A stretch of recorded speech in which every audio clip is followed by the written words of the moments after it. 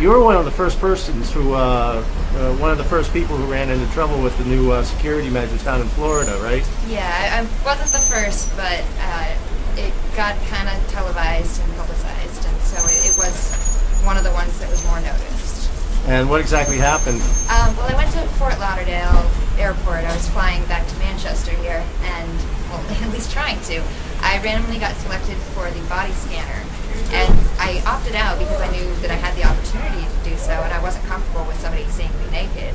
So they took me to the secondary screening area and told me they were going to give me an enhanced pat-down, which means that somebody was going to be touching my breasts and my, private areas all over my body very intimately, very intensely, and I wasn't comfortable with that. So I tried to ask a question, and it became this huge, big ordeal. They called in more TSA supervisors. They eventually called in the police. They moved me to a different area where I tried to reach for my camera out of my bag. They handcuffed me, yelled at me not to touch my stuff. They searched all my stuff. They ran my ID for background checks. They just lectured me on terrorism and sat me in front of the entire, security area so that they could do this all in front of a crowd. And it was humiliating, and eventually they tore up my plane ticket and walked me out of the airport barefoot without a jacket and wouldn't let me touch my stuff till I got outside. And I ended up having to stay in Florida for 5 days and fly out of Tallahassee because they didn't have body scanners there. So you basically got treated like a criminal because you didn't want to be They groped treated me like a criminal because I had some questions because I was uncomfortable with a stranger touching me. I mean, if they weren't wearing that costume, it would be sexual assault, and I'm not comfortable with that, no matter who's doing it. And so I just wanted to find if we could come to a compromise. I'm not dangerous, I'm not a threat, and I know they need to determine that, so I was willing to do what I could to determine that for them without them touching me or seeing me naked, but they just didn't want that. Just wouldn't have it. Yeah, I really hope more and more people like you decide that you're not going to allow them not only opt out of the scanning procedure, but also opt out of the pat down of the grope, as it were. Yeah. And it is scary. And so while I do encourage people to do it, I mean, these people, they like their power, and so they do threaten you, and they do make you feel stupid. They make you feel like a criminal. I was sobbing throughout the whole thing, and they just had me in handcuffs, like crying on myself, and there was nothing I could do about it. And so it is scary, but if you don't do it now, I mean, why are they doing this to you in the first place? It's only going to get worse. And so at a certain point, I've seen so many videos and heard so many horror stories since this happened to me, and people are getting hurt. And we just need to stop treating people this way. It's statistically 20 times more likely to die on your way to the airport, even if one airline was hijacked once a week and crashed by a terrorist. It'd still be 20 times more likely to die on your way to the airport. I mean, our resources are not being pushed in the right way, and they're all based off stolen money anyway. So it just doesn't work. Mm-hmm. People need to find, free market alternatives to this, because then they'll have options. I have no option. I have to get naked photos taken of me, or I have to be molested in order to visit anybody by plane.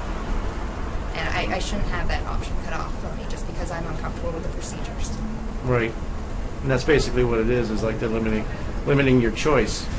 And basically the economy, because how else does the world work without airplanes, Right. It just doesn't. And so they're really taking a step back in modern technology through this. Yeah. Yeah, and getting people conditioned to just into being treated any way they want to treat you without having any kind of recourse or. And that's why they did everything they did to me right in front of everybody, because it was a show to say, do as we say, or this happens to you. Right. Yeah, made an example out of you. And it was very clear that I was not a threat. I mean, I was a little girl in a white t-shirt and tight pants. I don't even have pockets, so I couldn't hide anything. They had all my stuff, they wouldn't let me touch it. Mm-hmm. And I was willing to go through other measures. I was willing to do the one. I even had my bathing suit under my clothes, and I told them I'd take it off so they could see me in my bathing suit. I just did not want somebody, grabbing my breasts or touching my, genitals or anything like that. And for me to watch children go through that, it's like watching a child being beat on the side of the road. I can't keep my mouth shut about it. I can't be okay with somebody allowing. I mean, I just saw a video where a 6-year-old kid gets strip searched. Yeah. And it's sick. You can't do that to children. Yeah, that's awful. I've seen a few cases already with 3-year-olds, 4-year-olds. I mean, come on. Where does common sense kick into play here? And I kept asking them during my thing, when I was sobbing, crying, kept asking them, is there an order you're ever going to get that you're going to not follow because you feel it cross the line? And nobody would answer me. Nobody has that line in the sand. They have no morality. They're just following orders. Mm-hmm. And that isn't an excuse to me. If you just follow orders and your orders hurt people, they're bad orders. And you should know better. Right. I mean, you do have a personal choice. And if it comes down to it that they determine that this is sexual assault, every person, every TSA member who has performed one of those is going to be liable. Mm-hmm. And they should be afraid. Because people should have the opportunity to, be made whole after an experience like that.